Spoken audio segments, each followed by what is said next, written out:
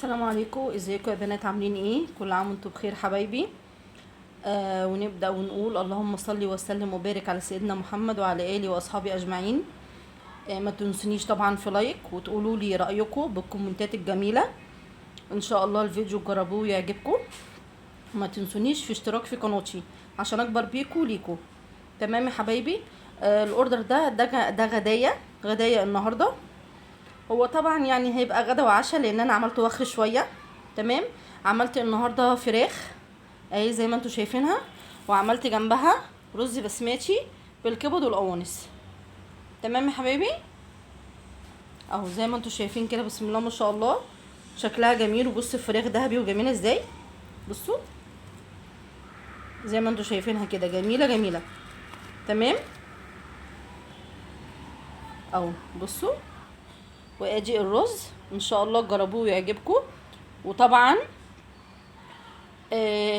لو حابين تحجزوا الاوردر مفيش اي مشكله، انا هعمله لكم المندوب يوصل لكم لحد باب البيت داخل القاهره. تمام يا حبايبي، بسيب رقمي في الوصف، واللي حابب يوصل معايا يتواصل معايا يتفضل، وانا بنفسي هرد عليه وان شاء الله يحجز الاوردر معايا. طبعا انا هقول الطريقه دلوقتي عشان اللي حابب يجربها مني مفيش مشكله، او حابب يسمع الطريقه ويعملها في البيت مفيش مشكله. تمام. الرز البسمتي ده انا عملته ازاي؟ انا جبت كبد وقوانص، قطعتها صغنن جدا، وطبعا غسلتها كويس جدا. بس انا بسلقها، لما بغسلها وانقعها في ميه بملح، بعد كده بغسلها تاني، بعد كده بسلقها عشان الزفاره تنزل منها. بعمل لها طبعا شوربه، بحط لها ورق لوري وحبهان ومستكه وقرفه، شوربه عاديه خالص زي اي شوربه، زي شوربه اللحمه والفراخ. تمام يا حبايبي.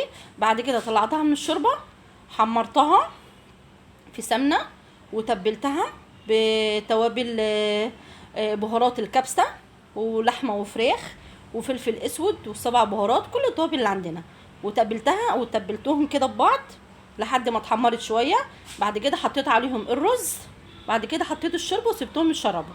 بقى الرز بالمنظر ده، شايفين طعمه؟ بسم الله ما شاء الله، الله اكبر عليه. عشان اللي حابب يجرب يتفضل.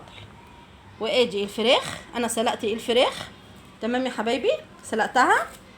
انا جايبه فرخه قطعتها 8 عشان تبقى قطع صغيره، عشان اعرف ان انا احمرها وتعرف تشرب من البيض والتتبيله. تمام. انا سلقت الفراخ زي ما انتم شايفينها كده، ورحت جايبه بيضتين ضربتهم وحطيت عليهم فلفل اسود وملح. بعد كده جبت دقيق عليه فيجيتار حار او عادي، عليه نشا، عليه بيكنج باودر، كل ده في قلب بعضه. تمام يا حبايبي. ورحت مقلباهم كلهم في قلب بعضه. بعد كده حطيت الفراخ في البيض، بعد كده حطيتها في الخلطه بتاعت الدقيق والفيجيتار والبيكنج باودر. بعد كده رحت محمرهم بقت بالمنظر ده. تمام يا حبايبي.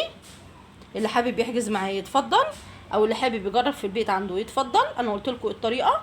تمام اهو زي ما انتم شايفين، بسم الله ما شاء الله اهو. ما تنسونيش بقى في لايك وكومنتاتكم الجميله. عايزاكم تقولوا لي رايكم ايه. وما تنسوش اشتراك في قناتي، وعايزه لايكات كتير كتير عشان الفيديو ينتشر وكل الناس تشوفه. السلام عليكم.